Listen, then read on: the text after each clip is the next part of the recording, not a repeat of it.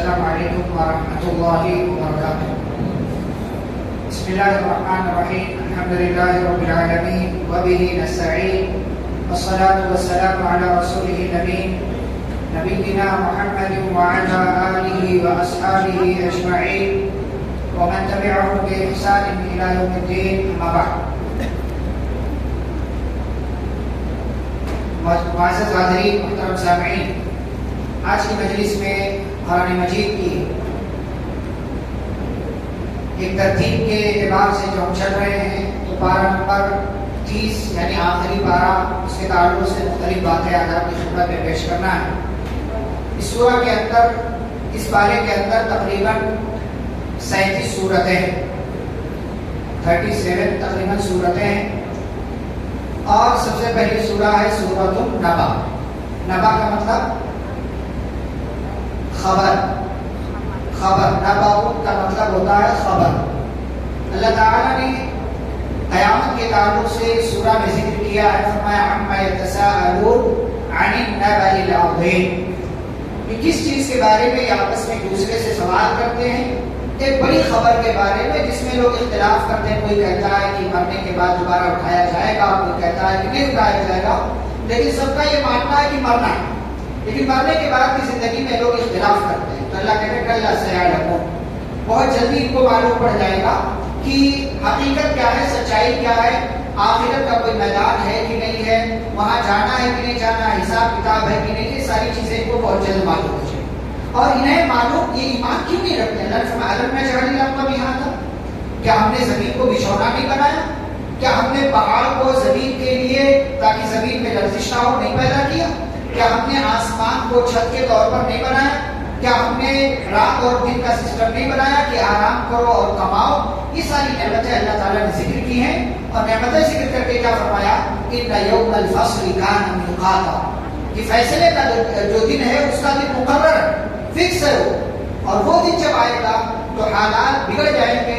یوم ینفخ فی الصور، سور میں پھونک مارا جائے گا. فتأتون افواجا، تو تم لوگ فوج کی شکل میں آؤ گے. آسمان کے دروازوں کو کھول دیا جائے گا، پہاڑوں کو چلایا جائے گا. پھر جہنم کا تذکرہ کیا اللہ نے، اور پھر جنت کا تذکرہ کیا، اور اخیر میں پھر سے ایک جہنمیوں کا تذکرہ کیا. اور کیا کہا کہ جہنمی جب قیامت کے دن اپنا نام اعمال اپنے ہاتھ میں دیکھے گا، پائے گا، افسوس کرے گا، کہے گا یا لیتنی کنت ترابا، اے کاش کہ میں مٹی ہو جاتا، اے کاش کہ میں مٹی ہو جاتا، یعنی پھر سے مر جاتا، دوبارہ مر جاتا. یا اے کاش کی مطلب مجھے میرا نام اعمال نہ دیا جاتا. یا اس کا یہ مطلب ہے کہ احادیث کے اندر یہ بات موجود ہے کہ اللہ تعالیٰ جب جانوروں کے درمیان فیصلہ کر دے گا تو جانوروں سے کہہ دے گا کونی تراب، تم سب کے سب مٹی ہو جاؤ. جانوروں کو فیصلے کے بعد کیا کر دے گا؟ اللہ تعالیٰ مٹی بنا دے گا. تو جب مجرمین جانوروں کو دیکھیں گے کہ یہ تو مٹی بن گئے تو کہیں گے یا لیتنی کنت ترابا، اے کاش کہ میں بھی مٹی ہو جاتا جیسے یہ جانور ہو گئے، تو میرا بھی انجام جو ہے یہیں پر مکمل ہو جاتا، میں ختم ہو جاتا اور مجھے جہنم کے اندر نہ جانا پڑتا، جہنم کا عذاب برداشت نہ کرنا پڑتا. قرآن کے اندر اللہ تعالیٰ نے کچھ ایسی تمنائیں اور آرزویں رکھی ہیں کہ انسان وہ تمنا کو آرزو کرتا ہے لیکن اس کا کوئی فائدہ نہیں، اس کا کوئی فائدہ نہیں. ایک موت کے وقت تمنا کرنا کہ اے اللہ تعالیٰ واپس بھیج دے. موت کے وقت تمنا کرنا کاش میں مسلمان ہوتا. قبر کے اندر تمنا کرنا کہ دوبارہ دنیا کے اندر بھیج دیا جائے.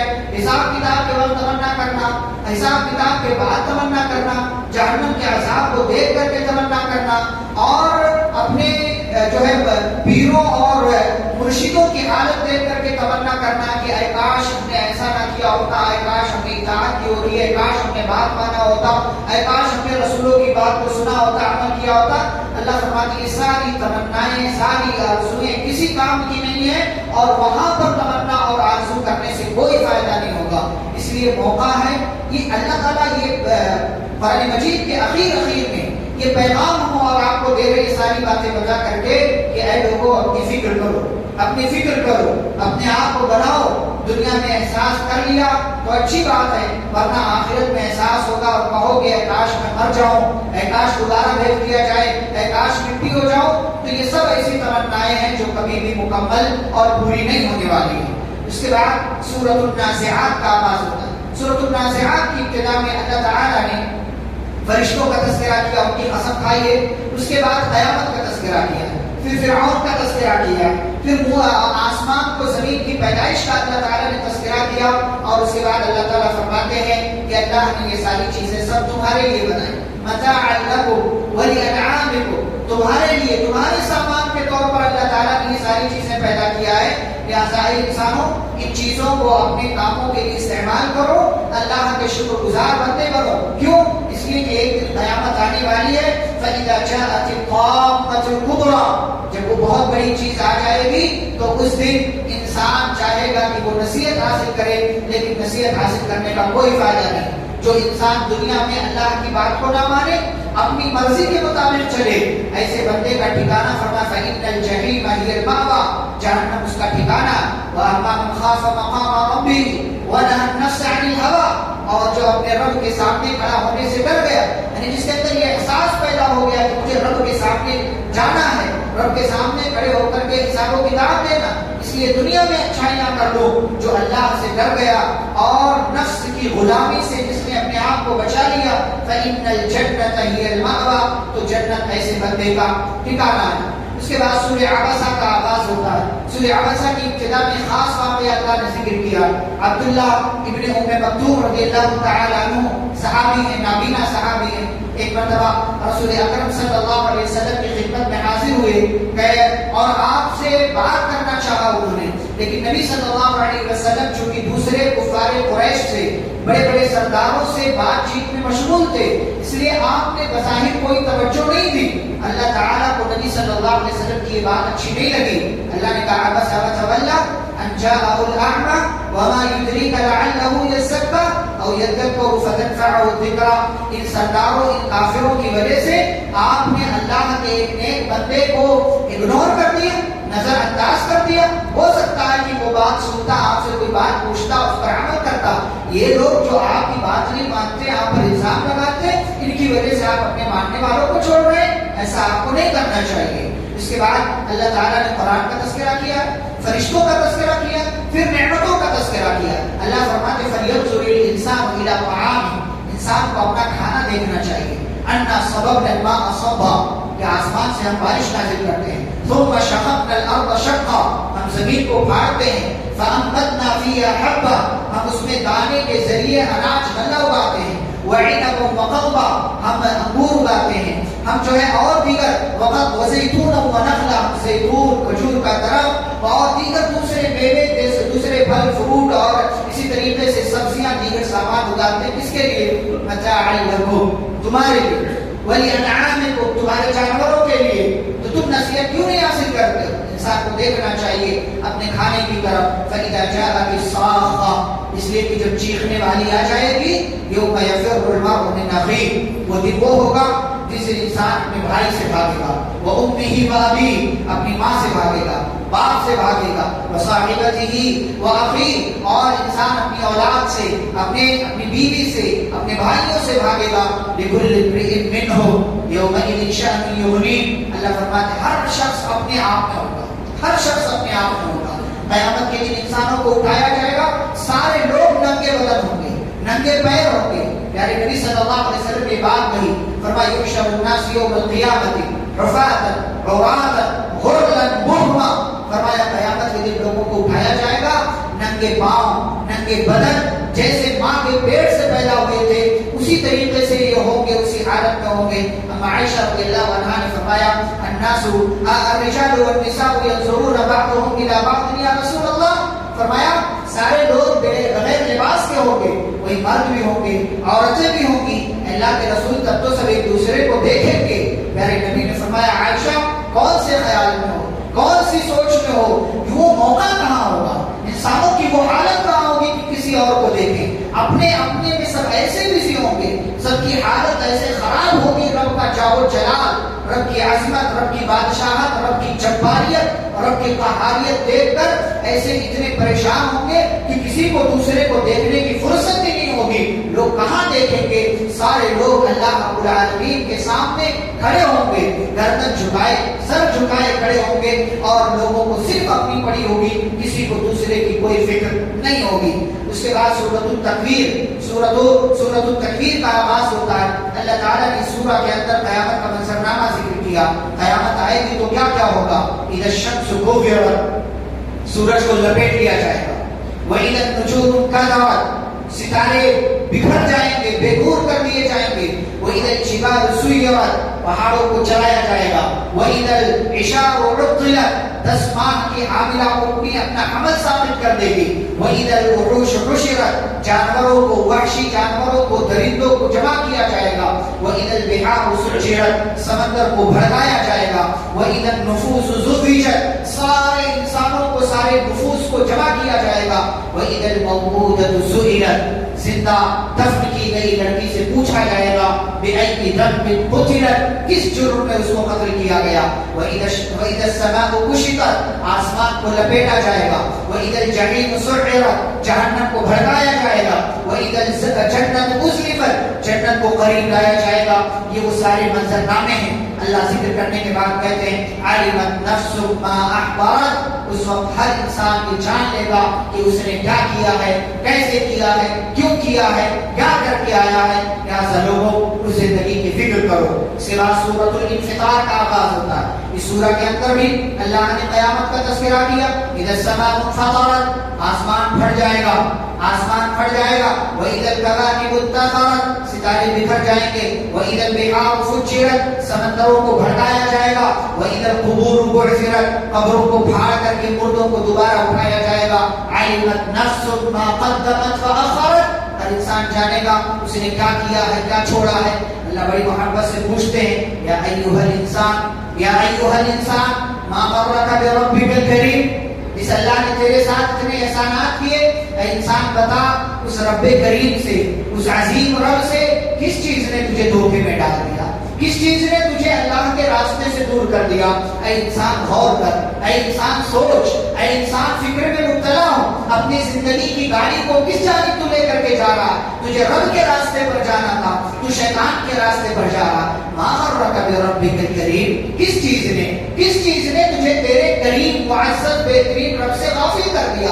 کون سا رب؟ الذی خلقک فسواک فعدلک، جس نے تجھے پیدا کیا، اچھے سے پیدا کیا، تیرا جسم بنایا، تیری باڈی بنائی، تیرے باڈی کے پارٹس بنائے، تجھے برابر کر دے، فی ای صورت ما شاء رکبک، جس سانچے میں چاہا تجھے ڈھال دیا، جس صورت میں چاہا تجھے پیدا کر دیا۔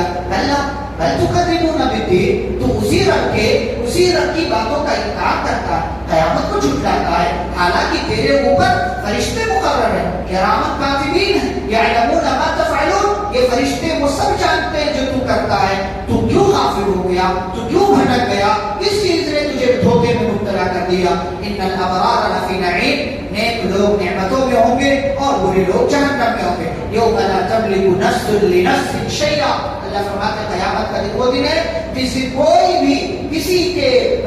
کا کوئی مالک نہیں، ذرہ برابر کسی کے لیے کوئی کام نہیں آئے گا، مالک نہیں ہوگا۔ والامر یومئذ للہ، اور ہر طرح کا معاملہ اللہ رب العالمین کے ہاتھ میں ہوگا، وہی اللہ تعالیٰ سارے فیصلے کرے گا۔ پھر سورۃ المطففین کا آغاز ہوتا ہے۔ یہ وہ سورہ ہے جو ناپ تول میں کمی کرنے والوں کے نام پر اللہ نے رکھا ہوا، ویل للمطففین، ناپ تول میں کمی کرنے والوں کے لیے ویل۔ اور ناپ تول میں کمی کرنا صرف یہ نہیں ہے کہ 1 کلو کے بجائے 900 یا 950 گرام آپ دیں، صرف یہ ناپ تول میں کمی نہیں ہے۔ ناپ تول میں کمی یہ بھی ہے کہ آپ کو جو ذمہ داری ملے اس ذمہ داری کو ادا نہ کریں۔ ناپ تول میں کمی یہ بھی ہے کہ آپ کی 10 گھنٹے کی ڈیوٹی ہو، 9 ہی گھنٹہ کر کے آپ بھاگ جائیں، یہ بھی ناپ تول میں کمی۔ ناپ تول میں کمی یہ بھی ہے کہ ڈیوٹی کے ٹائم پہ آپ کو موبائل یوز نہیں کرنا ہے، آپ چپکے سے موبائل یوز کرتے، یہ بھی ناپ تول میں کمی۔ ناپ تول میں کمی یہ بھی ہے کہ ڈیوٹی کے ٹائم بیٹھ کر کے آپ گیم کھیلیں، گرچہ آپ کا کام ہو گیا لیکن ڈیوٹی کے ٹائم پر آپ کو اس چیز کی اجازت نہیں ہے، لہٰذا یہ بھی ناپ تول میں کمی کرنا شمار کیا جائے گا۔ آج دیکھیں لوگ مارکیٹ میں کس طریقے سے ناپ تول میں کمی کرتے ہیں، 2 نمبر مال کو 1 نمبر دے کر کے بیچتے ہیں، ڈیمیج مال کو جو ہے چھپا کر کے کسی طریقے سے یہ بک جائے بیچتے ہیں، یہ سب ناپ تول میں کمی کرنے والے لوگ ہیں۔ اور جیسے اللہ تعالیٰ نے قوم شعیب کو ہلاک کیا نام طور میں کمی کرنے کی وجہ سے، ایسے ہی دوسری قوموں کو اللہ تعالیٰ ہلاک کر سکتا ہے. اور فرمایا نام طور میں جو قوم کمی کرتی ہے، فرمایا وَلَمْ يَنْقُصُوا الْمِكْيَالَ وَالْمِيزَانَ إِلَّا أُخِذُوا بِالسِّنِينِ وَشِدَّةِ الْمَوْعُونَةِ وَجَوْرِ السُّلْطَانِ عَلَيْهِمْ. نام طور میں جو بھی قوم کمی کرے گی اس پر 3 عذاب آئے گا. عذاب نمبر 1، اس کے یہاں بارش نہیں ہوگی، اس علاقے میں بارش نہیں ہوگی، قحط سالی ہوگی. نمبر 2، وشدت الموعونہ، مہنگائی ہو جائے گی. آج ہمارے یہاں لوگ شکایت کرتے ہیں فلاں پارٹی کی وجہ سے مہنگائی بڑھ رہی ہے، فلاں پارٹی کی وجہ سے نہیں، تمہارے نفس کی وجہ سے مہنگائی بڑھ رہی ہے. یہ پیارے نبی صلی اللہ علیہ وسلم کی حدیث ہے. کسی پارٹی کے آنے جانے سے مہنگائی اور سستائی کا جو ہے کوئی تعلق نہیں ہے، یہ تمہاری حرکتوں کی وجہ سے مہنگائی بڑھ رہی ہے. جو قوم نام طور میں کمی کرنا شروع کر دے گی اس قوم کو اللہ تعالی مہنگائی کے عذاب میں مبتلا کر دے گا. آج دیکھیں مارکیٹ میں کس طریقے سے لوگ جو ہے نام طور میں کمی کر رہے ہیں. اسی لیے ایسے ماحول میں، ایسے علاقوں میں اللہ تعالیٰ نے مہنگائی کو رکھا ہوگا. وشدت الموت. اور نمبر 3، وجور السلطان علیہم، ظالم حکمراں کو اللہ مسلط کر دیتا ہے. کوئی ظالم حاکم بن جاتا ہے. آپ اس چیز کو آسانی سے سمجھ سکتے ہیں، اس چیز کو آسانی سے سمجھ سکتے ہیں. نام طور میں کمی کریں گے، ظالم حکمراں اللہ تعالیٰ آپ کے اوپر مسلط کر دے گا، اور آپ سے زیادہ ان ساری چیزوں کو کوئی نہیں سمجھ سکتا ہے. مہنگائی بھی آپ کے یہاں ہے، بارش بھی آپ کے یہاں صحیح طریقے سے نہیں ہوتی ہے. اور تیسری والی بات آپ اچھے سے جانتے ہیں کہ کس طریقے سے آج لوگ ظلم کے شکار ہیں. صرف مسلمان نہیں، سارے کے سارے لوگ اس طریقے سے ظلم کے شکار ہیں، اور کیسا ماحول جو ہے بدلا جا رہا ہے. تو یہ نام طور پہ کمی کرنے کا، یہ تو دنیاوی عذاب ہوا. آخرت کا عذاب کیا؟ وَيْلٌ لِّلْمُطَفِّفِينَ. ویل ہے نام طور میں کمی کرنے والوں کے لیے، ویل ہے، ہلاکت ہے، بربادی ہے. یہ ساری چیز اللہ نے ذکر کی ہے. اور اس کے بعد اللہ نے فرمایا کہ نیک لوگوں کی جو روحیں ہوتی ہیں وہ علیین میں رکھی جاتی ہیں، اور برے لوگوں کی جو روحیں ہوتی ہیں وہ سجین میں رکھی جاتی ہیں. اور قیامت کے دن ان سب کو جمع کیا جائے گا، روحوں کو لوٹایا جائے گا، دوبارہ اٹھایا جائے گا. حساب کتاب ہوگا. نیک لوگ نعمتوں میں ہوں گے اور برے لوگ جو ہے جہنم میں اور عذاب کے اندر ہوں گے. پھر سورۃ الانشقاق کا آغاز ہوتا ہے. اس سورہ کے اندر بھی اللہ تعالیٰ نے قیامت کا تذکرہ کیا. اذا السماء انشقت، جب آسمان پھٹ جائے گا، انشقاق ٹکڑے ٹکڑے ہو جائے گا. اذا السماء انشقت واذنت لربها وحقت، اور اللہ تعالیٰ کی طرف سے اس کو جو اجازت ہوگی وہ کام کرے گا آسمان. اس کے بعد فرمایا وَإِذَا الْأَرْضُ مُدَّتْ، زمین کو پھیلا دیا جائے گا. وَأَلْقَتْ مَا فِيهَا وَتَخَلَّتْ، زمین کے اندر جو کچھ ہے وہ زمین اپنے اندر سے نکال کر باہر کر دے گی. وَأَذِنَتْ لِرَبِّهَا وَحُقَّتْ، اور جیسا اس کو اس کے رب کی جانب سے اجازت ملے گی ویسا وہ کام کرے گی. پھر اللہ کہتے ہیں یا ایھا الانسان انک کادح الی ربک کدحا فملاقی. اے انسان، جو چاہے کر لے، جو چاہے کر لے، تجھے ایک نہ ایک دن اپنے رب سے ملاقات کرنی ہے. وہاں تجھے حساب کتاب دینا ہے. جس کا نام اعمال داہنے ہاتھ میں، فسوف یحاسب حسابا یسیرا، تو سمجھ لو اس کے ساتھ اللہ نے سختی والا حساب و کتاب نہیں کیا، آسانی کے ساتھ اس کو چھوڑ دیا گیا ہے. اس لیے نبی صلی اللہ علیہ وسلم فرماتے ہیں من نوقش عذب، کہ جس کا اللہ سختی سے حساب لے گا اس کو ضرور عذاب ہو جائے گا. لیکن اگر اللہ تعالیٰ بس اس بات کا کیا ہوتا ہے، کوئی بچہ ہے پڑھنے میں اچھا ہے، ہمیں یقین ہوتا ہے کہ ہاں اس میں سب اچھا لکھا ہوگا، تو ایک سرسری ہم چیک کر کے چھوڑ دیتے ہیں. یا بعض سزا کسی کی اچھائی کو دیکھ کر کے کوئی تھوڑی سی غلطی کو چھوڑ دینا، بھائی یہ اچھا ہے، چلو کبھی کبھار غلطی ہو جاتی چھوڑ. اسے اللہ تعالیٰ بھی اگر نیکیاں زیادہ ہیں تو اللہ تعالیٰ نے چلو معاف کر دیا، جاؤ دائیں ہاتھ میں نام اعمال مل گیا، جاؤ. گویا کہ اللہ تعالیٰ نے اس کا کچھ حساب نہیں لیا. لیکن جس کا اللہ تعالیٰ حساب لینے بیٹھ جائے گا صحیح طریقے سے عذب، تو ایسے بندے کو اللہ تعالیٰ ضرور عذاب میں مبتلا کرے گا اور اس کو جہنم میں ڈالے گا. وہ سزا پائے گا، تو پھر اس کے بعد وہ جنت کے اندر، اگر ایمان والا توحید والا، تو دوبارہ جنت کے اندر وہ آ جائے گا. اور اللہ تعالیٰ نے فرمایا جس کا نام اعمال بائیں ہاتھ میں، یہاں پر اللہ نے پیٹھ کے پیچھے سے ذکر کیا ہے. تو 2 نشانیاں ہیں، بائیں ہاتھ میں نام اعمال یا تو سیدھا سیدھا ملے گا یا تو پیٹھ کے پیچھے سے ملے گا. فرمایا فَيَنْقَلِبُ مَا أُوتِيَ كِتَابَهُ وَرَاءَ ظَهْرِهِ فَسَوْفَ يَدْعُو ثُبُورًا. نام اعمال بائیں ہاتھ میں ملے گا، سمجھ جائے گا کہ میرے لیے جہنم کا فیصلہ ہو گیا، ہلاکت کو پکارے گا. وہ سوچے گا کاش میں مر جاؤں، کاش فنا ہو جاؤں، کاش ختم ہو جاؤں. اللہ کہے گا إِنَّهُ كَانَ فِي أَهْلِهِ مَسْرُورًا. دنیا میں بڑا خرم خان بنتا تھا، بڑے مزے کی زندگی گزار کے آیا، کوئی نیک کام نہیں کیا. إِنَّهُ كَانَ فِي اہلہ مسرور انہ ظن ان لن یحور، سمجھتا یہ تھا کہ مال و دولت سے کبھی ختم نہیں ہوگا، بلا ان ربہ کان بہ بصیرا، اللہ نے فرمایا سب کچھ تمہارے رب کو پتہ ہے اور سارا تمہارا رب سب کچھ دیکھ رہا ہے، اس رب سے بھاگ کر نہیں جا سکتے ہو۔ پھر سورۃ البروج کا اللہ نے ذکر کیا، والسماء ذات البروج، اللہ نے فرمایا آسمان میں برج ہے، زینے ہیں، سیڑھیاں ہیں، انسان چڑھتا جاتا، فرشتے چڑھ کر کے جاتے ہیں اور جیسا اس کے لیے مناسب ہے کرتے ہیں۔ اس سورہ میں ایک واقعہ اللہ نے ذکر کیا ہے اصحاب الاخدود کا، قتل اصحاب الاخدود۔ آپ اگر ایمان والے ہیں تو ایمان کی قیمت آپ کو چکانی پڑے گی دنیا میں، یعنی آپ کی آزمائش ہوگی، آپ کا امتحان ہوگا، اللہ تعالیٰ آپ کو آزمائے گا، مختلف طریقوں سے آزمائے گا۔ خندق والوں کو قتل کر دیا گیا، کس جرم میں؟ کیونکہ وہ صرف اور صرف اللہ پر ایمان لائے، اس جرم میں انہیں مار دیا گیا۔ یہ کس زمانے کا واقعہ ہے؟ مختلف مفسرین نے مختلف واقعات بیان کیے، لیکن ایک واقعہ جو صحیح مسلم کے اندر موجود ہے وہ واقعہ یہ ہے کہ پرانے زمانے میں ایک بادشاہ تھا، اس بادشاہ کے پاس ایک کاہن تھا، نبی صلی اللہ علیہ وسلم کی پیدائش سے 40-50 سال پہلے کی بات ہے۔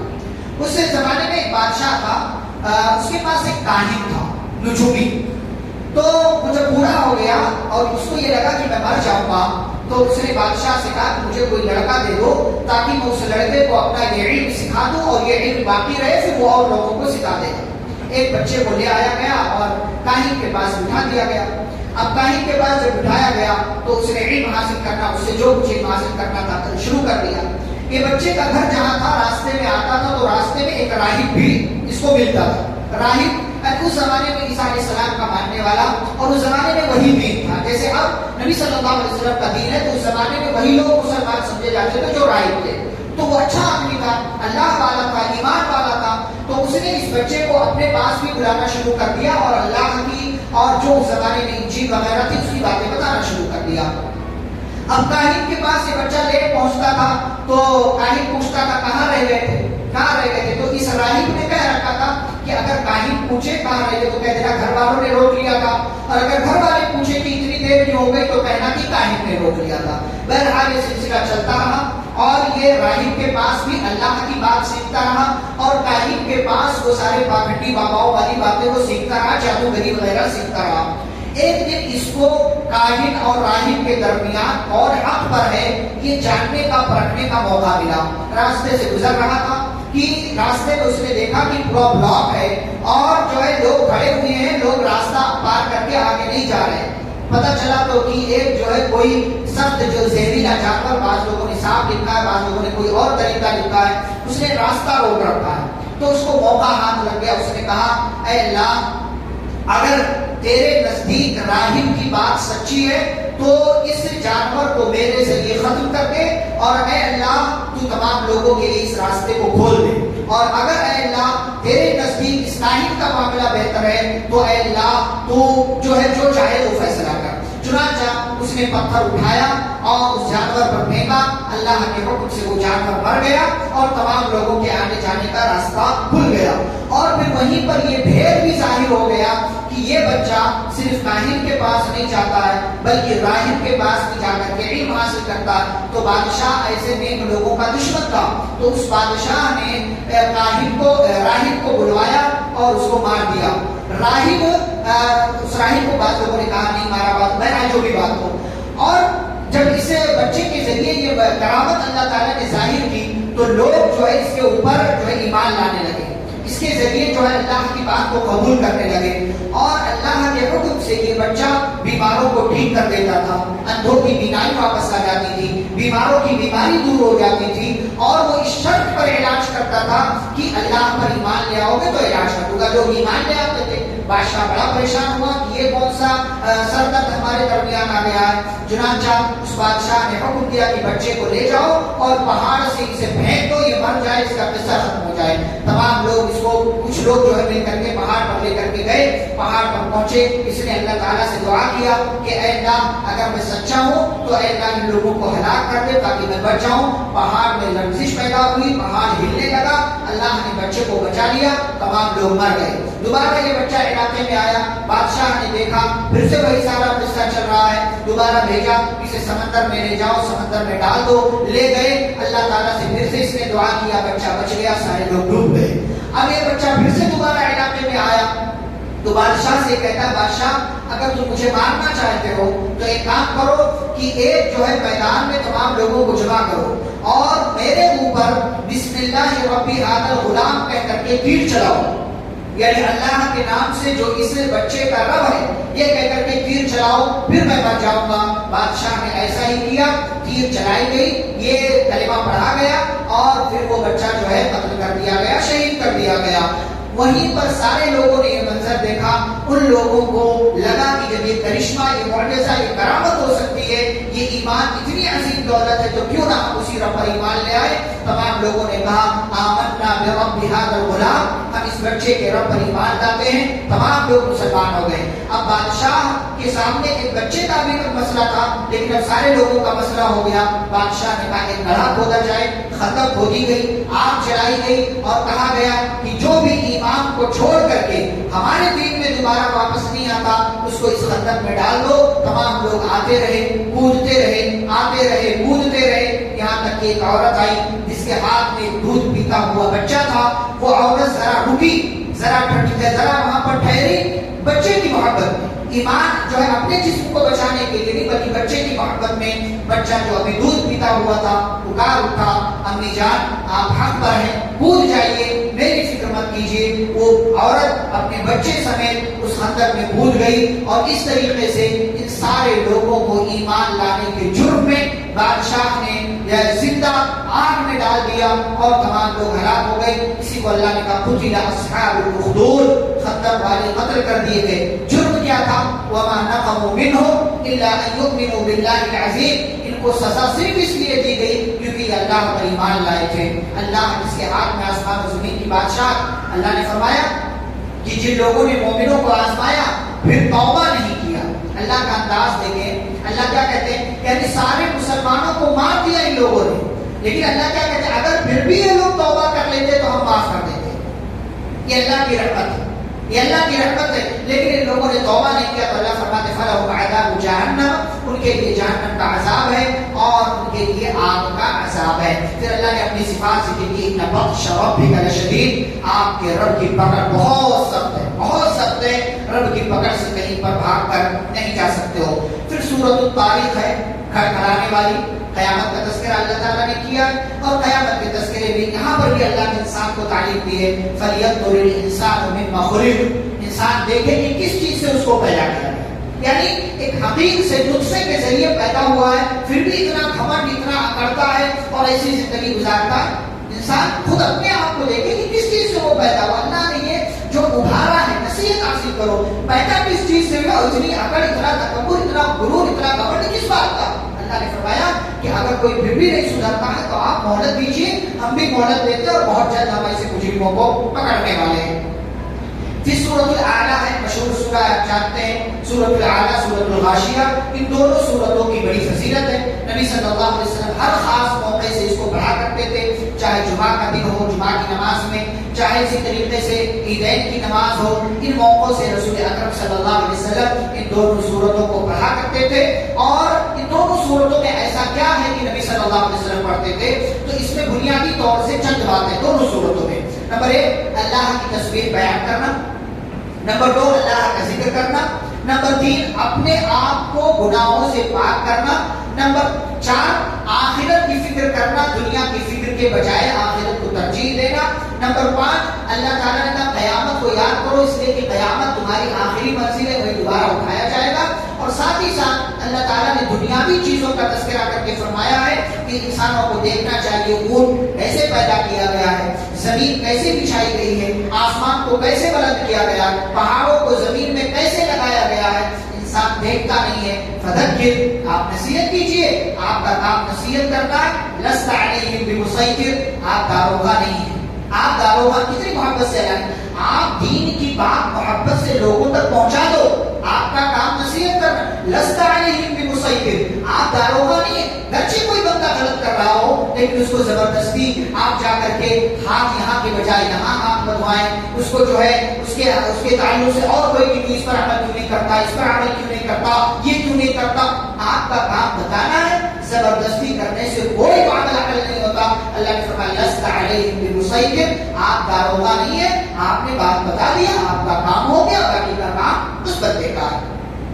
پھر اس کے بعد سورۃ الفجر ہے، فجر کی قسم کھا کر کے اللہ رب العالمین نے انسانوں کا تذکرہ کیا۔ پھر انسانوں کے ساتھ ساتھ اللہ تعالیٰ نے فرعون اور قوم سمود، قوم عاد وغیرہ کی ہلاکت و بربادی کا ذکر کیا۔ پھر انسان کی ایک فطرت بیان کی۔ فطرت کیا ہے؟ انسان کو جب کوئی نعمت ملتی ہے تو کہتا ہے ربی اکرمن، میرا رب میری بڑی عزت کرتا ہے، کہتا ہے میرا رب مجھ سے بڑی محبت کرتا ہے۔ لیکن جیسے ہی اللہ اس بندے کو آزمانے کے لیے روزی میں تھوڑی سی کمی کر دیتا ہے، کہتا ہے یار میرا رب میرے ساتھ کیا کرنا چاہتا ہے، میرا رب مجھے ذلیل کر رہا، میرا رب مجھے دیکھ ہی نہیں رہا، مجھے ذلیل و رسوا کر رہا۔ یہ انسان کی فطرت اللہ نے ڈالی۔ حالانکہ ہمیں کیا چاہیے؟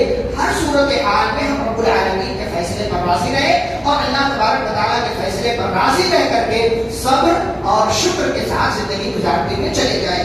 اللہ تعالیٰ نے یہ بھی کہا کہ یتیموں کا مال ناجائز طریقے سے جو کھاتے ہو اس کا حساب ہوگا تم سے، اس کا تم سے حساب ہوگا۔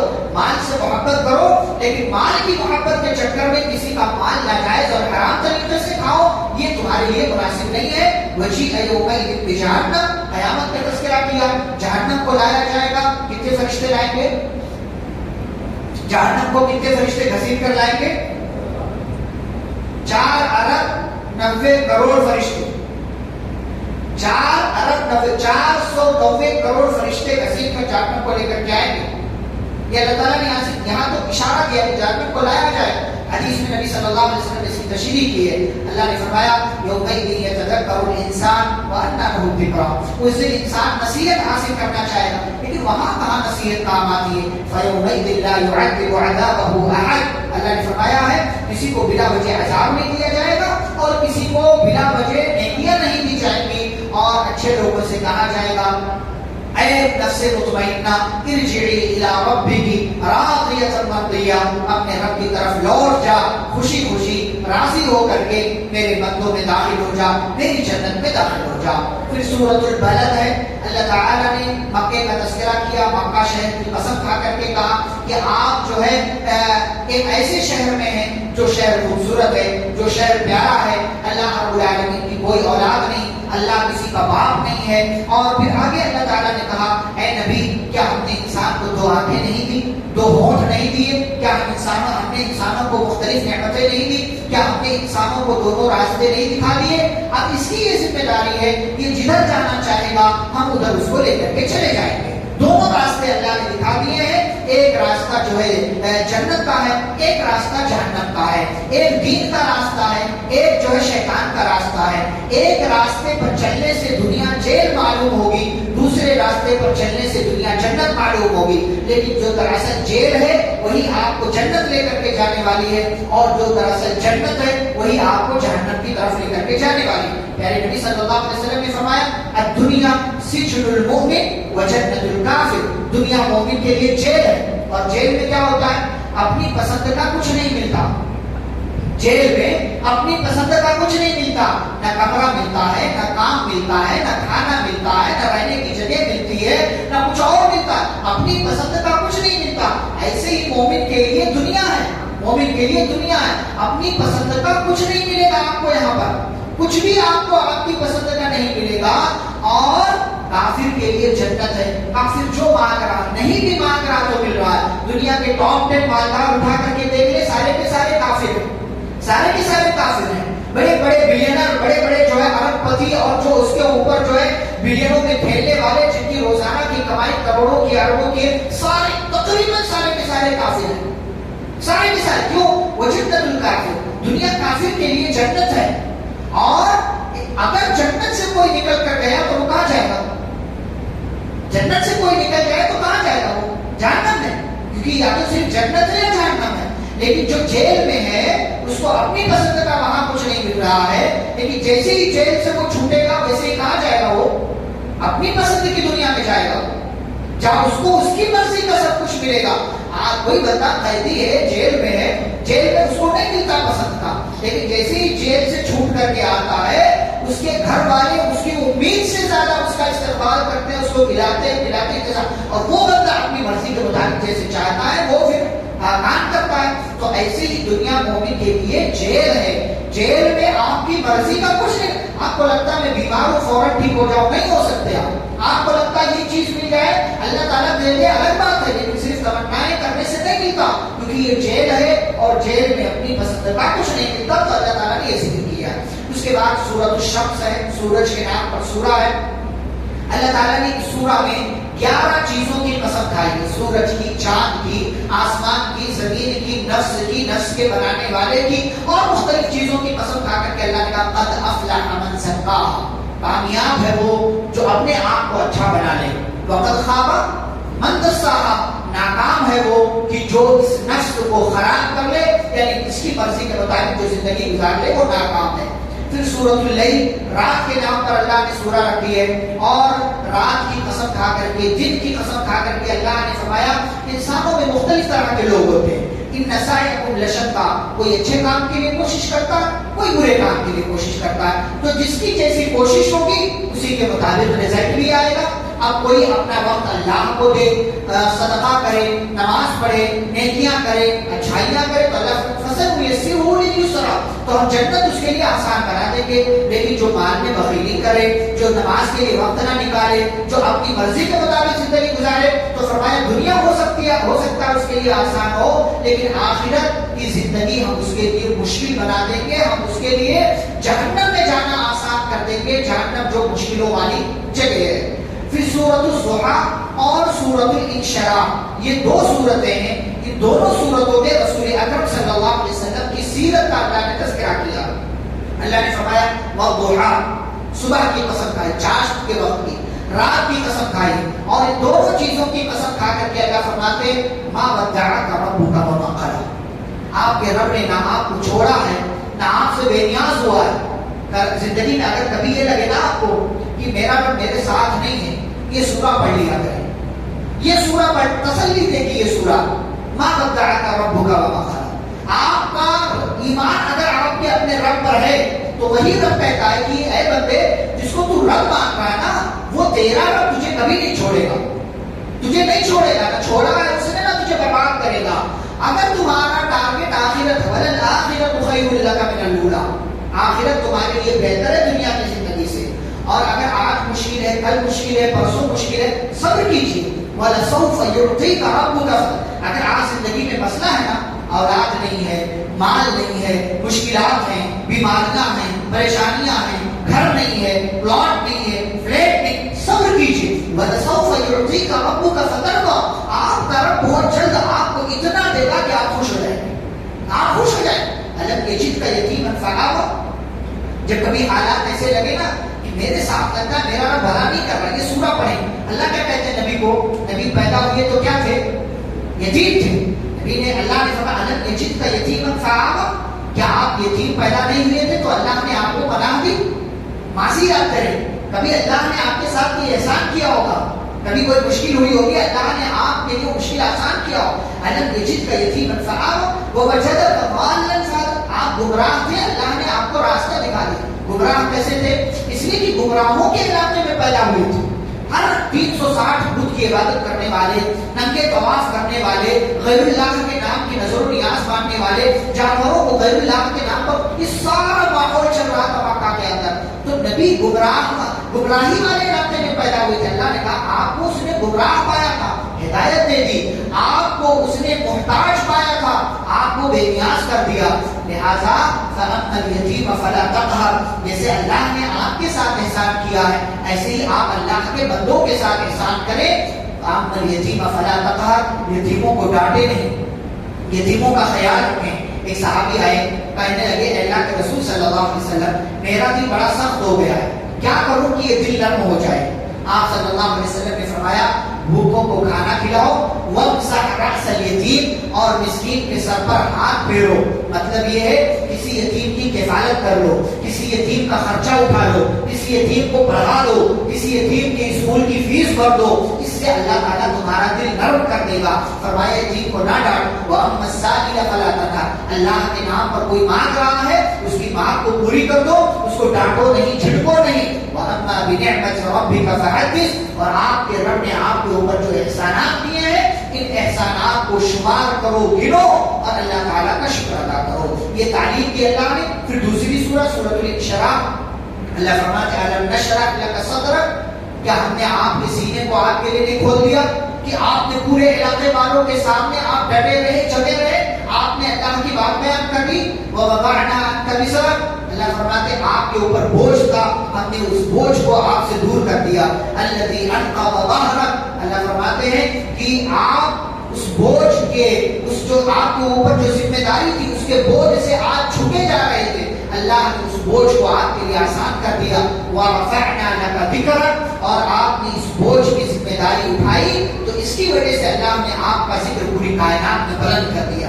دنیا محمد صلی اللہ علیہ وسلم سے کی عزت کرتی ہے، ان کا نام احترام سے لیتی ہے، اور اتنا مقام اللہ تعالیٰ نے بلند کیا کہ ایک کرسچن، ایک جو ہے عیسائی مورخ کتاب لکھتا ہے دا 100 کے نام سے، 100 عظیم آدمی عیسائی ہے، کرسچن ہے، اس کے باوجود یہ کتاب جب لکھتا ہے تو اس کتاب میں سب سے پہلے نمبر پر محمد رسول اللہ صلی اللہ علیہ وسلم کا نام لکھتا ہے. وہ اپنی کتاب میں لکھتا ہے کہ مجھے پتا ہے کہ مجھ سے لوگ سوال کریں گے، عیسائی ہو، کرسچن ہو، لیکن جو ہے آخری نبی کا محمد کا نام پہلے نمبر پر لکھا ہوا ہے صلی اللہ علیہ وسلم. اس نے اپنی کتاب میں لکھا کہ میں اس کا جواب اس طریقے سے دوں گا کہ میں نے سارے بڑے بڑے لوگوں کی تاریخ پڑھی، سیرت پڑھی، بایوگرافی پڑھی ہے، ان کی زندگیوں کا مطالعہ کیا ہے، لیکن گھر باہر اندر یہاں وہاں دنیا کے ہر محاذ پر، ہر میدان میں نے محمد رسول اللہ صلی اللہ علیہ وسلم سے زیادہ کامیاب انسان کسی اور کو نہیں پایا.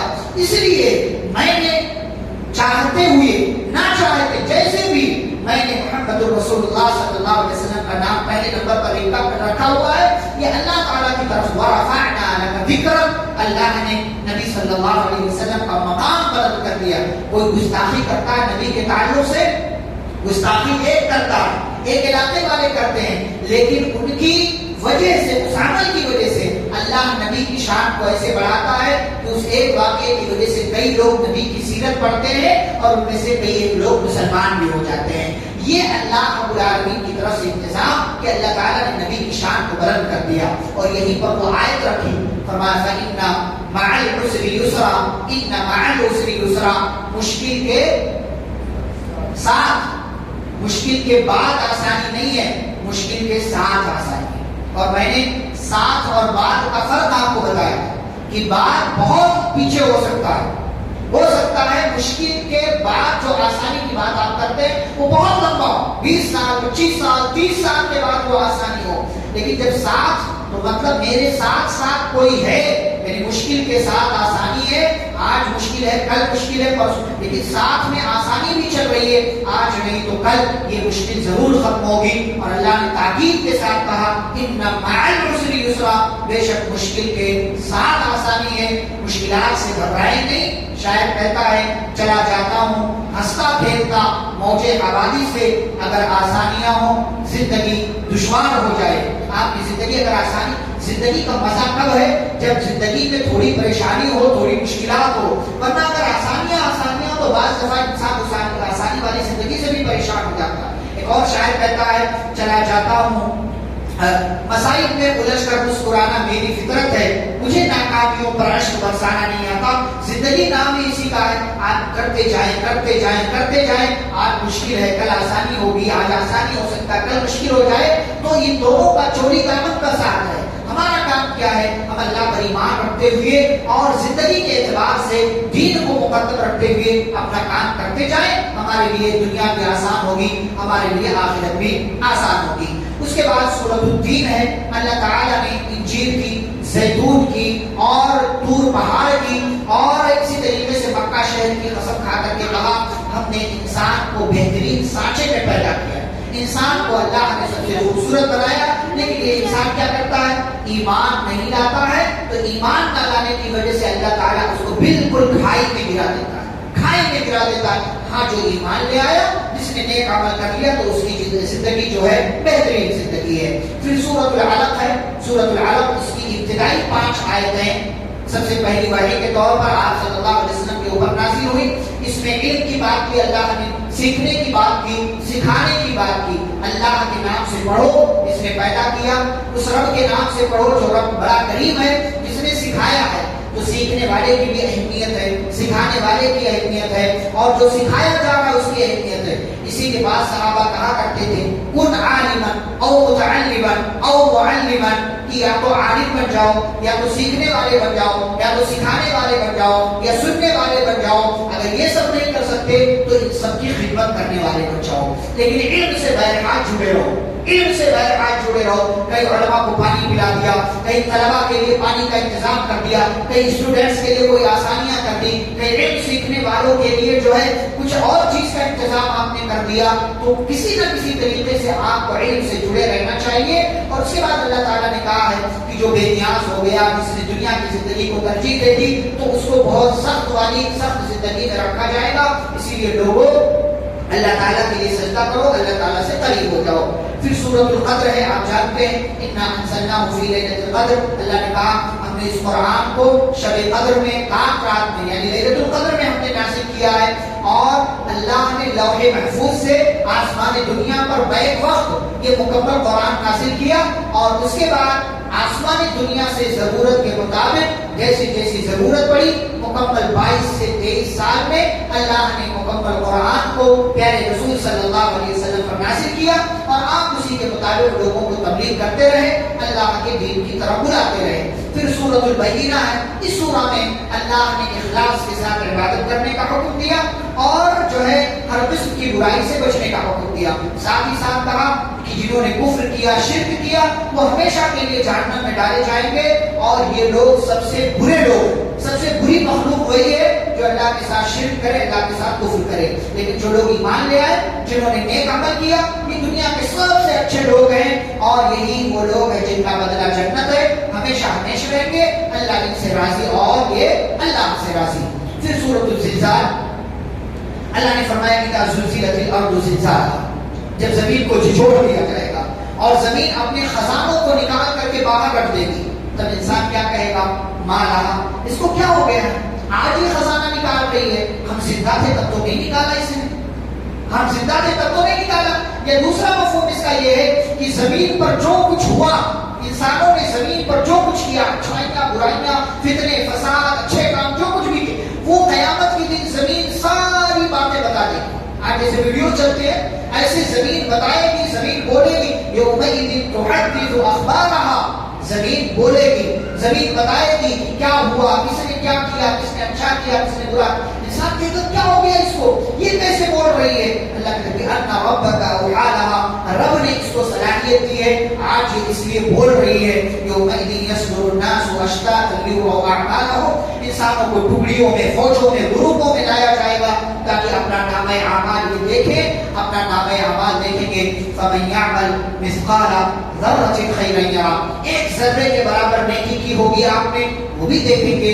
ومن یعمل مثقال ذرۃ شرا یرہ, جس نے ذرہ برابر برائی کی ہوگی وہ بھی دیکھے گا. اس کے بعد سورۃ العادیات ہے.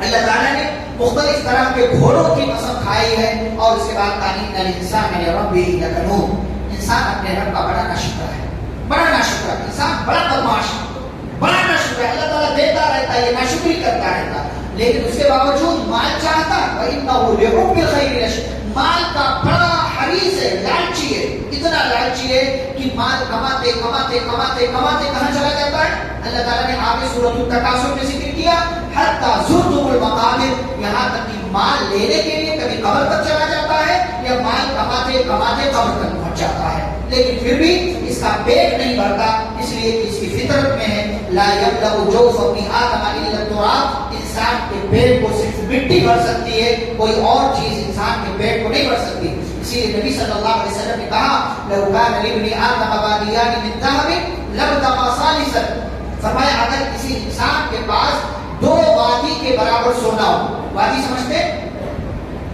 کیا ہوتی وادی؟ 2 پہاڑ کے درمیان جو خالی جگہ ہوتی ہے اس کو وادی بولتے ہیں. کتنی بڑی جگہ ہوتی ہے؟ فرمایا اتنی بڑی جگہ کے برابر, 2 وادی کے برابر اگر انسان کے پاس سونا ہو, لب دبا ساری سب کو سوچے گا کاش ایک اور مل جائے, وہ بھی مل جائے تو کاش ایک اور مل جائے. انسان کا پیٹ نہیں بھرتا، پیٹ نہیں بھرتا، یہ کمانا یہ کمانا یہ کمانا یہ کمانا. حالانکہ مال زیادہ ہو اس کا شوق رکھنا یہ غلط نہیں ہے، شوق رکھنا غلط نہیں ہے کیونکہ وہ فطرت میں ہے. لیکن لالچی ہونا یا اس کے لیے غلط راستہ اختیار کرنا یا جو ہے کوئی اور فکر بازی کرنا یہ غلط ہے. راستہ آپ غلط اختیار کریں، غلط راستے سے مال کمائیں تو یہ پھر غلط ہو جائے گا. اسی چیز کو اللہ نے ذکر کیا. پھر سورۃ القاریہ، قاریہ یہ بھی قیامت کا ایک نام ہے. قیامت آئے گی، اللہ فرماتا ہے یوم یکون الناس کالفراش المبثوث. انسان کیسے ہو جائے گا؟ جیسے بچھونا بچھائے ہوتے ہیں ویسے انسان پڑا ہوگا. وَتَكُونُ الْجِبَالُ كَالْعِهْنِ الْمَنْفُوشِ. اور پہاڑ کیسے ہوں گے؟ بھاری بھرکم پہاڑ ہے. اللہ تعالیٰ لیکن اس پہاڑ کو کیا بنا دے گا؟ جیسے کاٹن ہوتا ہے، روئی، کاٹن، کاپوس، جو بھی آپ کہتے ہو، جیسے ہوا میں آپ اڑا دیں اڑتا ہوا یہاں سے وہاں، کوئی حیثیت نہیں، کوئی حیثیت نہیں ہوتی. ایسے بھاری بھرکم پہاڑ کی قیامت قائم ہونے کے بعد کوئی حیثیت نہیں ہوگی. اللہ نے فرمایا جس کا نام اعمال بھاری ہو گیا وہ جنت میں جائے گا، جس کا نام اعمال کا پلڑا ہلکا ہو گیا فأمہ ہاویہ، اس کا ٹھکانہ ہاویہ ہے. اور ہاویہ کیا ہے؟ نار حامیہ، گرم آگ ہے جہاں انسانوں کو ڈالا جائے گا. پھر سورۃ التکاثر ہے، جیسا کہ میں نے کہا انسان زیادہ یہ اور ملے اور ملے اور ملے اور ملے، ہر دن مزید کی سزا لگاتا ہے کہاں سے اور کتنا مال مل جائے. اللہ فرماتے ہیں کلا سوف تعلمون، بہت جلد تمہیں معلوم ہوگا. اور یہی سارے جملے بار بار اللہ نے دہرائے. پھر کیا کہا؟ ثم لتسألن یومئذ عن النعیم. غریب لوگ مالداروں سے بہت پہلے جنت میں چلے جائیں گے. کیوں؟ اس لیے کہ مال کا حساب ان کو نہیں دینا پڑے گا. مال کے حساب سے وہ خالی ہو گئے اور جس کے پاس مال جتنا زیادہ ہوگا اس کا اتنا ہی زیادہ حساب ہوگا. یہ کمپنی سے مال آیا، یہ پلاٹ سے مال آیا، یہ دکان سے مال آیا، یہ دکان سے مال کہاں لگایا، کہاں لگا؟ ایک نعمت کے بارے میں اللہ تعالیٰ سوال کرے گا، کیا کیا، کیسے کیا، کہاں لگا.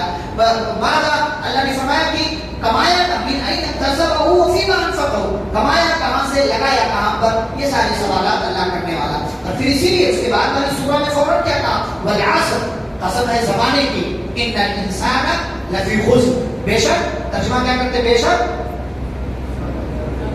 انسان، تمام انسان، تمام انسان.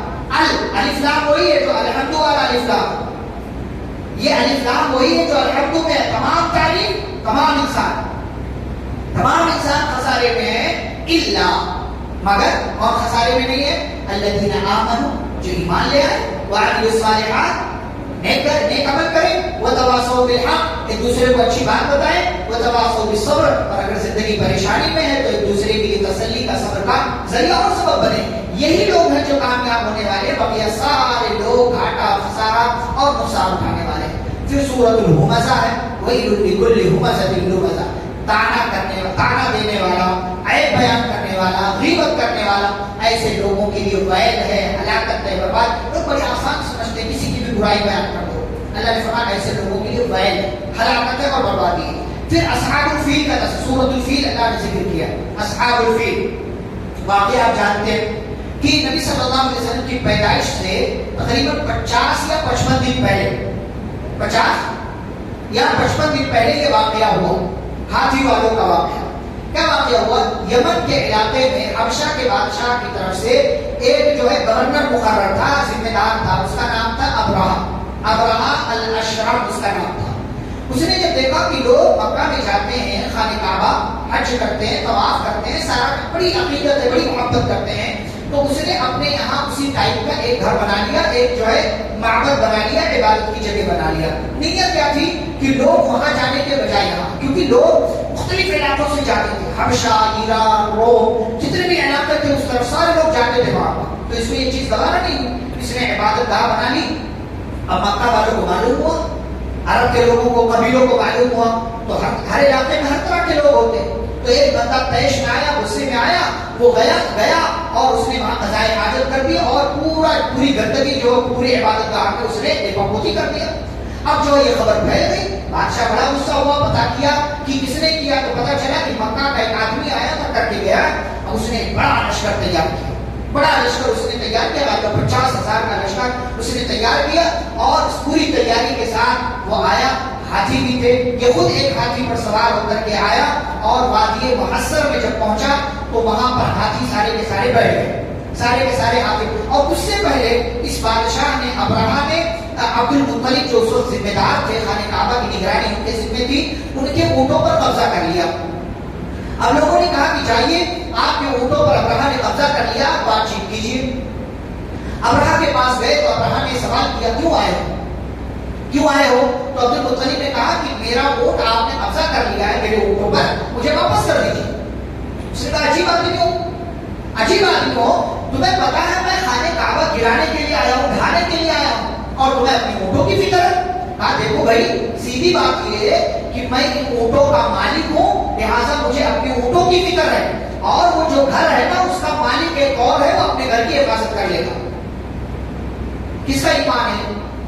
عبد المطلب کا ایمان, جو اس وقت ابراہیم علیہ السلام کے دین پر نہیں تھے, کفر و شرک میں تھے. یہ ان کا ایمان ہے کہ میں جس کا مالک ہوں میں اس کی حفاظت کروں گا, اور اس گھر کا جو مالک ہے وہ اپنے گھر کی حفاظت کر لے گا. سمجھ چلے آنے کے بعد ابرہہ آگے بڑھ رہا تو ہاتھی آگے نہیں بڑھ رہا, وہی ہاتھی بیٹھ گیا, اس کو پیچھے کی طرف لے جا رہے تو پیچھے کی طرف جا رہا ہے, آگے کی طرف لا رہے تو آگے کی طرف نہیں آ رہا. اور اللہ تعالیٰ نے اسی دوران پرندوں کا لشکر بھیج دیا, جسے اللہ نے کیا کہا ابابیل. ابابیل کوئی چڑیا نہیں ہوتی, ابابیل نام کی کوئی چڑیا نہیں ہے. جیسے کبوتر ہے, جیسے اور دیگر جو ہے پرندے ہیں اور یہ ساری چڑیا ہیں, ایسے ابابیل نام کی کوئی چڑیا نہیں.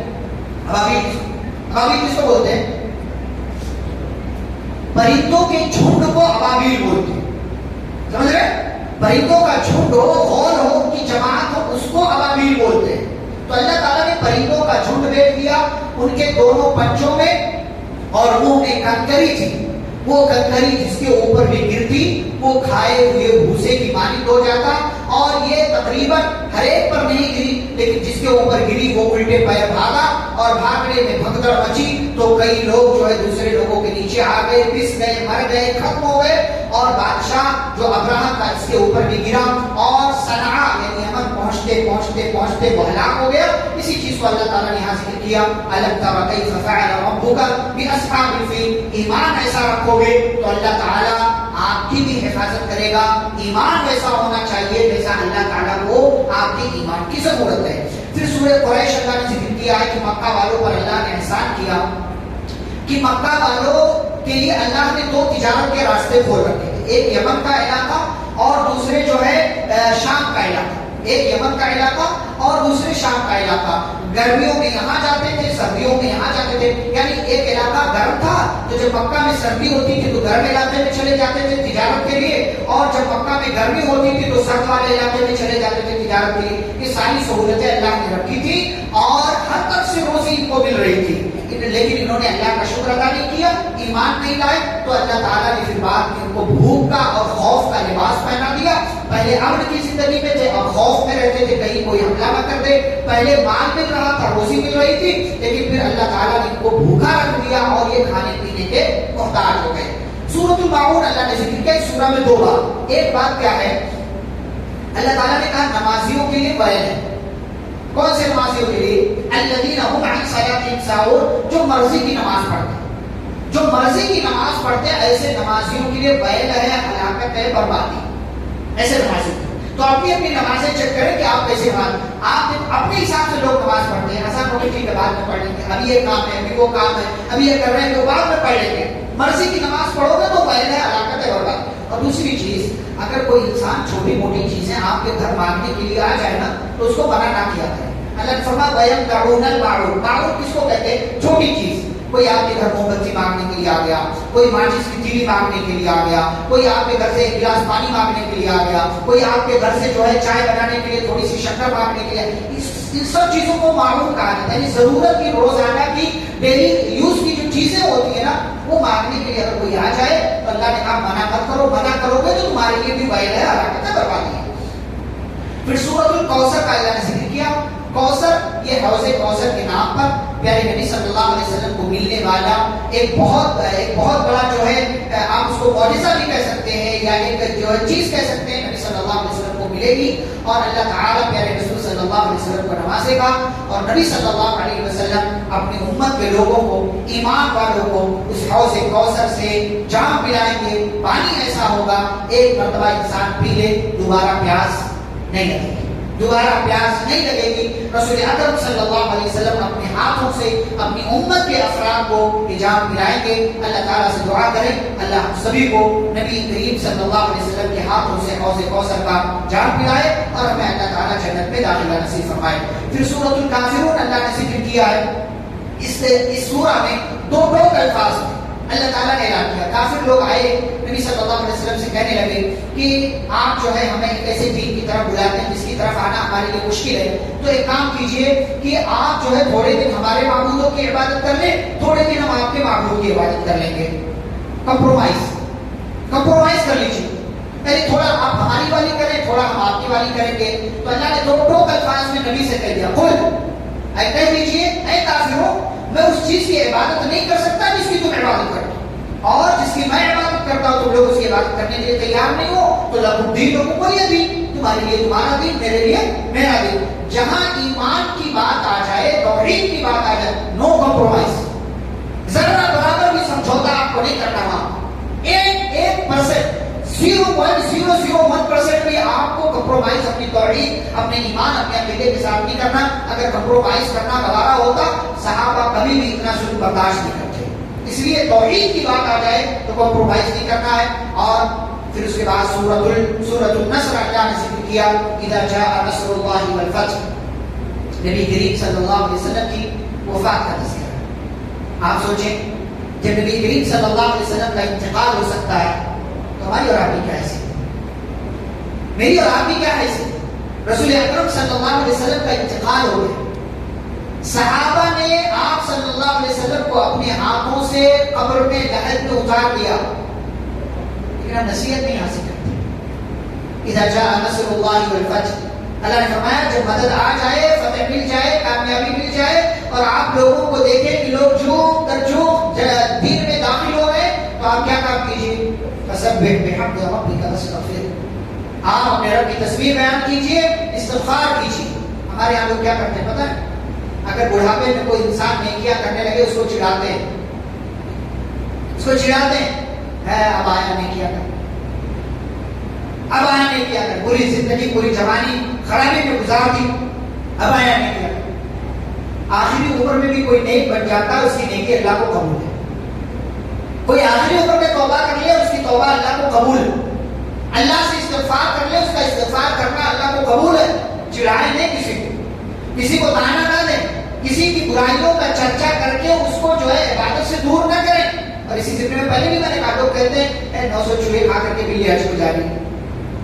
بھائی ٹھیک ہے، ایک بندے نے گناہ کیا، احساس ہو گیا، مرنے سے پہلے توبہ کر لیا، اس نے اللہ تعالیٰ سے معافی مانگ لی، اور بطور خاص اللہ تعالیٰ کو حکم دے رہے نا کہ بندہ جب آخری عمر میں پہنچے تو اسے پہلے سے زیادہ اللہ کی تسبیح بیان کرنا چاہیے. اچھا، تسبیح کی زیادہ اہمیت ہے یا استغفار کی؟ کس کی اہمیت زیادہ؟ استغفار کی. پوری کائنات کی مخلوق کیا کرتی ہے؟ تسبیح کی، استغفار. پھر آپ کہتے ہیں استغفار کی زیادہ ہے، تو پوری کائنات جو مخلوق ہے تسبیح کیوں بیان کرتی ہے، استغفار کیوں نہیں کرتی؟ فرق ہے تھوڑا سا. آپ کے کپڑے میں اگر آپ کا کپڑا صاف ستھرا ہو تو اس کو کس چیز کی ضرورت ہے، صابن کی یا خوشبو کی؟ کس کی؟ صابن کی. بھائی کپڑا صاف ہے، خوشبو کی ضرورت ہے. اور اگر کپڑا گندا ہو تو صابن کی ضرورت ہے. ایسے ہی اگر آپ گنہگار ہیں تو آپ کو کس کی ضرورت ہے، استغفار کی. اور اگر آپ گنہگار نہیں ہیں یا نیکیاں ہیں آپ کے پاس تو کس کی ضرورت ہے آپ کو، تسبیح. پوری کائنات کی مخلوق گنہگار نہیں ہے، اس لیے تسبیح بیان کرتے ہیں. سمجھ رہے جی؟ تو تسبیح دونوں کی اپنی اہمیت ہے، دونوں کریں بہت اچھی بات ہے. دونوں اس لیے کہ ہم دونوں کبھی نیکیاں کر لیتے ہیں، کبھی گناہ کر لیتے ہیں، تو دونوں کام ہمیں کرنا چاہیے، تسبیح بھی کریں اور استغفار بھی کریں. پھر پیارے نبی صلی اللہ علیہ وسلم کے چچا دشمن چچا ابو لہب کے نام پر سورہ سورۃ اللہب، اللہ تعالیٰ نے اس میں نبی صلی اللہ علیہ وسلم کے چچا کی ہلاکت و بربادی کا ذکر کیا. کیوں؟ اس لیے اس نے نبی صلی اللہ علیہ وسلم کے لیے دعا کی تھی، تبت لک یا محمد، اے محمد تو ہلاک و برباد صلی اللہ علیہ وسلم. تو اللہ نے کہا جا، جو نبی کے لیے ہلاکت کی بات کرے وہ خود ہلاک و برباد ہے، وہ خود ہلاک و برباد ہے. اللہ نبی صلی اللہ علیہ وسلم کے چچا 3 طرح کے تھے. ایک چچا وہ کہ جو آپ کے سگے چچا تھے، آپ پر ایمان لائے، جیسے حمزہ اور عباس وغیرہ. ایک چچا وہ کہ جو ایمان نہیں لائے لیکن ساتھ دیا، جیسے ابو طالب اور اس کے علاوہ اور دیگر. اور ایک چچا وہ کہ جو ایمان بھی نہیں لایا اور دشمنی بھی کرتا رہا، بلکہ سخت ترین دشمن رہا. ہر موقع پر جو ہے اس نے کافروں کا ساتھ دیا، بلکہ جب نبی کو قتل کرنے کا پلان بنا تو اس میں ابو لہب شامل تھا. اس میں ابو لہب، اسی کی وجہ سے نبی کی 2 بیٹیوں کو طلاق ہو گئی، جو دونوں بیٹیاں ابو لہب کے 2 بیٹوں کے عقد میں تھی، طلاق ہو گئی. تو بہت بڑا دشمن تھا. تو یہ تیسرے ٹائپ کا چچا تھا ابو لہب. اللہ رب العالمین نے کہا یہ ہلاک ہوا. اس کی بیوی ام جمیل بھی اس کے ساتھ ہلاک ہوئی، کیونکہ وہی ام جمیل اس کی بیوی نبی کو محمد کے بجائے کیا کہتی تھی؟ مزمم کہتی تھی کہ یہ تو ایسا ہے کہ تو لعنتی آدمی ہے، بہت برا آدمی ہے، نعوذ باللہ، یہ کہا کرتی تھی. تو اللہ نے کہا یہ اور اس کی بیوی دونوں کے دونوں جہنم میں ہیں اور جہنم کا ایندھن بننے والے ہیں. پھر سورۃ الاخلاص، جس کا ایک دوسرا نام کیا ہے؟ سورۃ التوحید. سورۃ الاخلاص کا دوسرا نام سورۃ التوحید ہے، کیونکہ اس کے اندر اللہ نے اپنی توحید کا تذکرہ کیا. مشرکین مکہ عرب والے ایک چیز میں بڑے ماہر تھے، خاندان نسب نامے کا بڑا خیال رکھتے تھے. وہ میرا باپ کون، میرے باپ کا باپ کون، پھر کون، پھر کون، پھر کون، پورا بڑی دور تک وہ یاد رکھتے تھے. ہمارے یہاں تو ہم دادا سے آگے بڑھتے ہی نہیں. بچے کو دادا پر دادا کے بعد نام ہی نہیں معلوم ہوتا کہ کون تھے. کوئی ہاتھ دیکھے، کسی سے بھی پوچھ لیں تمہارے گھر والوں کی تعلیم کیا ہے، کسی کو نہیں پتا. کیا تھے، کہاں سے آئے، کون تھے، پہلے کیا تھے، اب کیا ہے، کچھ نہیں پتا. کیونکہ جو بزرگ لوگ بتاتے بھی نہیں اور بچے پوچھتے بھی نہیں. پہلے ماحول تھا، یہ موبائل نہیں تھا، سارا کچھ نہیں تھا. مجلس لگتی تھی، بتایا جاتا تھا، کہانیاں سنائی جاتی تھی، علاقے میں کیا ہوا، ہمارے علاقے میں بڑا کون تھا، ذمہ دار کون تھا، پرانی باتیں جو ہے شیئر کی جاتی تھی. آج کل تو سب اپنے اپنے میں، گھر کے 5 افراد ہیں، موبائل پہ سب اپنا اپنا لیے ہوئے ہیں. میں اپنی اسٹوری لگا رہا ہوں تو اپنی اسٹوری لگا، میں اپنی ریل ڈال رہا ہوں تو اپنی ریل ڈال. تو میں تیرا لائک کرتا ہوں تو میرا لائک کر، میں تیرا شیئر کرتا ہوں تو میرا شیئر کر، یہ چل رہا ہے. تو عرب والے نسب کی بڑی حفاظت کرتے ہیں. اب نبی صلی اللہ علیہ وسلم کا نام دیکھیں، محمد بن عبداللہ بن عبد المطلب بن ہاشم بن عبد مناف بن قصی بن کلاب بن مرہ بن کعب بن لؤی بن غالب بن فہر بن مالک بن نضر بن کنان بن خزیمہ بن مدرکہ بن الیاس بن نضر بن مزاح بن معد بن عدنان. یہ 21-22 نام تقریباً نبی صلی اللہ علیہ وسلم کے محفوظ ہیں. اس کے بعد جا کر کے اختلاف شروع ہوتا ہے. اس کے بعد جا کر کے اختلاف شروع ہوتا ہے، کیونکہ عرب اس کا خیال رکھتے ہیں. اچھا، جب نبی صلی اللہ علیہ وسلم نے اللہ کی طرف بلانا شروع کیا تو عرب والوں نے، مکہ والوں نے کہنا شروع کیا، اے نبی، اے محمد صلی اللہ علیہ وسلم، آپ اپنے رب کا نصر نامہ بیان کیجیے. تو وہ رب ہی کیا جس کا نصر نامہ ہو، وہ رب ہی کیا جس کا خاندان ہو. تو اللہ تعالیٰ نے اس سوال کے جواب میں مکمل سورہ نازل کر، قل، آپ کہہ دیجیے کہ میرا اللہ کون ہے، رب کون ہے، هو اللہ احد، وہ اللہ اکیلا ہے، ایک، اللہ الصمد، اللہ بے نیاز، اسے کسی چیز کی ضرورت ہے. لم یلد ولم یولد، نہ ہی وہ کسی کا باپ ہے نہ ہی اس کی کوئی اولاد. ولم یکن لہ کفوا احد، اور تم کہہ رہے ہو اس کا خاندان بیان کرو، اس کا خاندان بیان کرو. اس کے جیسا تو کوئی ہے ہی نہیں، اور جس کے جیسا کوئی ہو نہیں تو پھر اس کا کوئی ثانی نہیں ہوتا، اس کی کوئی مثال نہیں ہوتی. اور اللہ تعالیٰ بے نیاز ہے، اسے کسی کی ضرورت نہیں ہے. سورہ کی فضیلت، ایک مرتبہ آپ پڑھیں، ایک مرتبہ آپ پڑھیں 10-12 کے برابر قرآن پڑھنے کا آپ کو ثواب ملتا ہے. 3 بار پڑھ لیں، مکمل قرآن پڑھنے کا آپ کو ثواب مل جائے گا. لیکن قرآن پڑھنے جیسا نہیں ہوگا، قرآن پڑھنے جیسا ثواب ملے گا آپ کو. باقی آپ کی ذمہ داری ہے کہ مکمل قرآن آپ اس کی تلاوت کریں. آخری 2 صورتیں ہیں قرآن مجید کی، جنہیں کیا کہا جاتا ہے، معوذتین. معوذتین یعنی وہ 2 صورتیں جن کو پڑھ کر کے اللہ کی پناہ مانگا جائے. اللہ سے پناہ یا اللہ کی پناہ،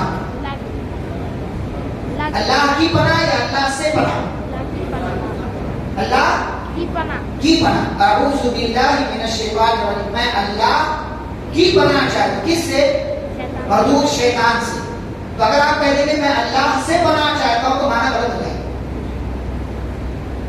اسی الفاظ جب بولے تو سوچ سمجھ کر بولے. میں اللہ کی پناہ چاہتا ہوں مردود شیطان سے. تو جب بھی پناہ کی بات آئے گی اس میں اللہ کی پناہ ہوگی. تو یہ دو صورتیں بڑی فضیلت ہے. عائشہ رضی اللہ عنہا فرماتی ہیں کہ نبی صلی اللہ علیہ وسلم پہلے مختلف دعائیں پڑھ کر کے مختلف چیزوں سے اللہ کی پناہ مانگا کرتے تھے، لیکن جب یہ دونوں صورتیں نازل ہو گئی تو آپ نے بقیہ ساری دعاؤں کو چھوڑ دیا، انہی دونوں صورتوں کو لازم پکڑ لیا. اب یہ دونوں صورتیں آپ دیکھیں تقریباً ہر اچھے موقع پر موجود ہے. یعنی نماز کے بعد کے اذکار کا مسئلہ ہو، صبح شام کے اذکار کا مسئلہ ہو، ایسے ہی رات میں سونے سے پہلے کے اذکار کا مسئلہ ہو، جو کوئی بھی مسئلہ ہو، آپ جہاں اذکار کی بات ہے وہاں یہ دونوں صورتیں موجود ہیں. وہاں یہ دونوں صورتیں کیوں؟ اس لیے کہ اس میں آپ ہر قسم کے شر، حسد، جلن، جادو، بری نظر، شیطانی وسوسہ، انسانوں کی طرف سے آنے والی برائیاں، ہر قسم کی برائیوں سے، ہر قسم کی غلط چیزوں سے اللہ کی پناہ مانگتے ہیں. اسی لیے اپنی زندگی میں ان دونوں صورتوں کو لازم پکڑ لیں، ہر ایک کو یاد کریں. اور میں نے اس سے پہلے بھی شاید آپ کو کہا ہے کہ کچھ چیزیں جو ہم سب کو یاد ہوتی ہے لیکن ہم اس پر عمل نہیں کرتے. سورۃ الفاتحہ، آیت الکرسی اور معوذتین، یہ تینوں وہ عظیم ہتھیار اللہ تعالیٰ نے آپ کو دیے ہیں کہ اگر ان تینوں کو آپ پڑھ کر کے اپنے مریضوں پر، بیماروں پر، یا اسی طریقے سے اپنے گھر پر، کھانے پر، چیزوں پر، دکان پر، مکان پر، جس پر چاہے آپ تب کر دیں، اللہ کی طرف سے ان تمام چیزوں کی حفاظت ہوگی. آپ یہاں وہاں پھرنے کے بجائے، یہاں وہاں کسی کے پاس جانے کے بجائے خود کام کیوں نہیں کرتے؟ خود سے کم کیوں نہیں کرتے؟ کہ آپ کو اپنے اوپر بھروسہ نہیں ہے، آپ کو اپنے اوپر بھروسہ نہیں. اپنا ایمان مضبوط کریں، اللہ پر یقین پورا رکھیں، اور یہ تمام جو دعائیں، جو ہتھیار، جو وظیفے بتائے گئے ان کو پڑھ کر کے دم کر دیں. یہ دونوں صورتیں بڑی عظیم ہیں. اور مفسرین نے لکھا نبی صلی اللہ علیہ وسلم پر جادو ہوا تو یہ دونوں صورتیں نازل ہوئی، اور نبی پر جو جادو کیا گیا تھا اس کو ایک کنگھی میں 11 جو ہے گٹھیاں لگا کر کے ڈالا گیا تھا. اسی لیے دونوں صورتوں میں 11 آیتیں ہیں. ایک آیت پڑھتے گئے، ایک گٹھی کھلتی گئی، ایک گرہ کھلتی گئی، 11 گرہیں کھل گئی. 11 آیتوں کو پڑھنے کے بعد آپ کی حفاظت جادو سے ہوگی، بری نظر سے ہوگی، وسوسے سے ہوگی، ہر قسم کے شر سے ہوگی، اور رات کے اندھیروں سے ہوگی، اور جو بھی جس سے بھی آپ ڈرتے ہیں ان تمام چیزوں سے یہ دونوں صورتیں پڑھنے کی وجہ سے آپ اللہ کی پناہ میں چلے جاتے ہیں اور اللہ آپ کی حفاظت کرتا ہے. یہاں پر یہ صورتیں مکمل ہوئی، قرآن مکمل ہوا. الحمدللہ الذی بنعمتہ تتم الصالحات. تمام تعریف اس رب کا شکریہ کہ جس کی نعمت، جس کے فضل، جس کے کرم اور جس کے احسان سے یہ نیکیاں مکمل ہوتی ہیں. اور آج الحمدللہ ہم نے ایک نیکی مکمل کی. اس موقع پر ہم اللہ رب العالمین کا شکر ادا کرتے ہیں، ساتھ ہی ساتھ ہم دعا کرتے ہیں. یہ ختم کی دعا نہیں ہے بلکہ ایسی میں دعا کر رہا ہوں. اللہ تعالیٰ سے دعا کرتے ہیں کہ اللہ تعالیٰ ہم سبھی کو قرآن سے محبت کرنے، قرآن کے حقوق ادا کرنے، قرآن کو پڑھنے، اس کی تلاوت کرنے، اس کا معنی مفہوم سمجھنے اور اس کی باتوں کو دوسروں تک اللہ تعالیٰ پہنچائے، ہم سب کو پہنچانے کی توفیق عطا فرمائے. اللہ ہم سبھی کو قرآن مجید کے مطابق، اس کی تعلیمات کے مطابق زندگی گزارنے کی توفیق دے، اور ہم قرآن کو ویسے ہی سمجھیں جیسے کہ صحابہ نے سمجھا تھا، ویسے ہی عمل کریں جیسا کہ ان لوگوں نے، صحابہ کرام نے عمل کیا، سلف صالحین نے عمل کیا. اللہ ہم سب کو قرآن سے محبت کرنے والا بنائے. اس موقع پر میں آپ سب کا بھی شکریہ ادا کرتا ہوں. آپ سب بیٹھے رہے اور آپ سب نے سنا، جیسے بھی جتنے دن بھی آ کر کے آپ نے سماعت کیا، اور اب امید یہ ہے کہ آپ مسلسل پورے سال کسی نہ کسی طریقے سے قرآن سے آپ جڑے رہیں گے، قرآن کی باتوں کو آپ محفوظ رکھیں گے، قرآن کی باتوں پر عمل کریں گے. اور یہ ساری باتیں ایک جگہ محفوظ ہو چکی ہیں، یہ ویڈیوز بن رہی ہیں، آپ بعد میں بھی سننا چاہیں سن سکتے ہیں. یہاں پر یہاں کے نام سے، شہری جمعیت کے نام سے چینل بنا دیا گیا، یوٹیوب پر وہاں بھی سرچ کر سکتے ہیں. میں نے اپنی آئی ڈی پر ڈال دیا، وہاں بھی دیکھ سکتے ہیں. میرے نام سے حافظ خلیل چراغلی آپ سرچ کریں گے یوٹیوب پر، انگلش میں لکھ کر کے وہاں پر آپ کو مل جائے گا، ساری ویڈیوز مل جائے گی، وہاں پر دیکھ سکتے ہیں اور ان چیزوں سے فائدہ اٹھا سکتے. رمضان میں یہ چیزیں ہوئی، رمضان کے بعد بھی آپ یہ ساری چیزیں محفوظ ہیں. سنیں، سماعت کریں. آپ سب کا شکریہ. اللہ رب العالمین آپ سب کے مال میں، صحت میں اور دیگر تمام چیزوں میں اللہ برکت عطا فرمائے. آپ سب کو عافیت سے نوازے، صحت والی زندگی دے، اور اللہ ہر قسم کے شر، مکر، چال، بری چیزوں سے اللہ آپ سب کو محفوظ رکھے.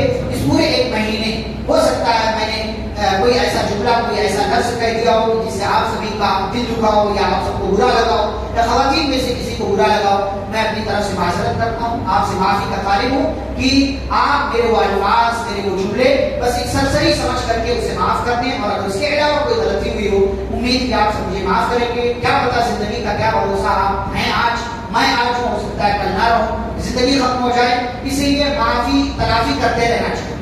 معافی تلافی معافی مانگ لینے سے کوئی چھوٹا نہیں ہوتا، معاف کر دینے سے کوئی چھوٹا نہیں ہوتا، معافی تلافی کرتے رہنا چاہیے۔ آپ سب سے بھی، خواتین کے شعبے سے بھی میں معافی کا طالب ہوں، امید کی کوئی غلطی ہوئی ہوگی تو آپ مجھے معاف کریں گے، اور ساتھ ہی ساتھ انشاءاللہ کل کا ہو سکتا ہے 1 دن یا 2 دن جو بھی رہے گا، کل کی مجلس میں انشاءاللہ تراویح کی نماز میں سورہ یوسف انشاءاللہ اس کی تلاوت ہوگی، اور ساتھ ہی ساتھ اس کے حوالے سے انشاءاللہ مختلف باتیں، تو کل بھی یہ سلسلہ انشاءاللہ رہے گا، گرچہ 30 بارے مکمل ہو گئے ہیں، لیکن سورہ یوسف جو قرآن کی سب سے بہترین سورہ ہے، سب سے اچھا قصہ ہے، انشاءاللہ تراویح کی نماز میں اس کی تلاوت ہوگی، اور بعد میں اس کے حوالے سے مختصر تفسیر اور مختصر نکات اور پوائنٹس انشاءاللہ شیئر کیے جائیں گے، تو کل بھی آپ اسی طریقے سے مجلس میں شریک ہوں۔ اللہ رب العالمین ہم سب کی حفاظت فرمائے اور ہم سب کو خیر کے کاموں پر جمع ہونے کی اللہ توفیق دے، اللہ جب تک دنیا میں باقی رکھے اسلام اور ایمان پر باقی رکھے، خاتمہ و خاتمہ بالخیر ہو۔ وصلی اللہ تعالی علی نبینا محمد وعلی آلہ وصحبہ اجمعین برحمتک یا ارحم الراحمین۔ سبحانک اللہم وبحمدک، اشہد ان لا الہ الا انت، استغفرک واتوب الیک۔ السلام علیکم ورحمۃ اللہ وبرکاتہ۔